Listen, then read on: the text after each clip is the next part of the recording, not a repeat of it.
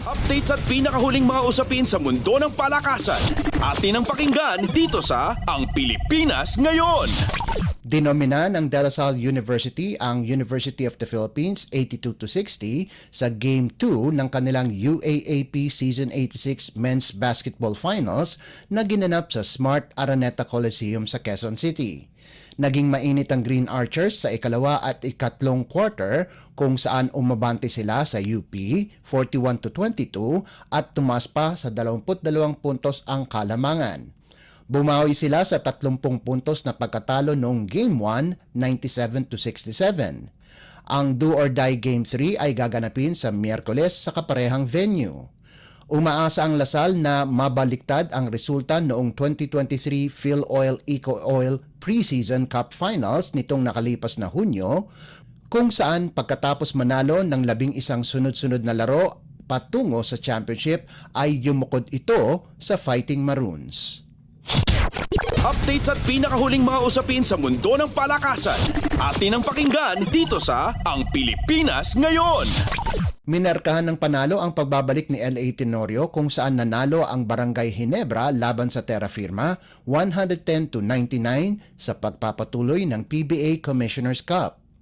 Ang panalo ay senyales ng pagbabalik ng Ironman simula pa noong na-diagnose siya ng stage 3 colon cancer nitong nakaraang Marso.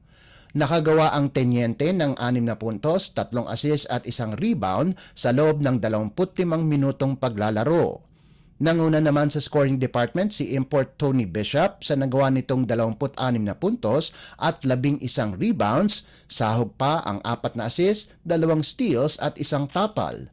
Naglabas din ng double-double si Phil German Christian Stanhardinger sa nagawa nitong 24 na puntos at 10 rebounds, habang ang kapwa big man na si Japeth Aguilar ay nakaambag ng 19 na markers at 7 boards.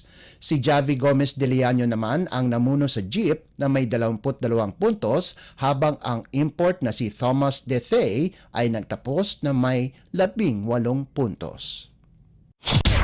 Updates at pinakahuling mga usapin sa mundo ng palakasan. Atin ang pakinggan dito sa Ang Pilipinas Ngayon. Nanaig ang Pampanga Giant Lanterns laban sa Bacoor Strikers 82-77 para kunin ang korona ng Maharlika Pilipinas Basketball League o MPBL 5th season na ginanap sa Strike Gymnasium sa Bacoor, Cavite. Ito ang ikatlong sunod na panalo ng Giant Lanterns sa kanilang Best of 5 title series na una nang nanalo sa Game 1, 71-58 at sa Game 2, 68-65 na parehong linaro sa Pampanga. Nakapagtala si Archie Concepcion ng 18 puntos, subalit si Encho Serrano ang bumida sa laro dahil sa lahat ng kanyang 16 na puntos ay nagmula sa second half ng laro. Ang bagong Most Valuable Player o MVP na si Justin Baltasar ay nakagawa naman ng 11 puntos, subalit dinomina niya ang boards kung saan humakot siya ng 19 na rebounds kasama pa ang 5 assists, 3 steals at 1 tapal. Iba pang miyembro ng Golden Lanterns ni Coach Dennis Pineda ay si MJ Garcia na nakapag-ambag ng 9 na puntos at si Allen Liwag na humataw ng 11 rebounds at 4 na puntos.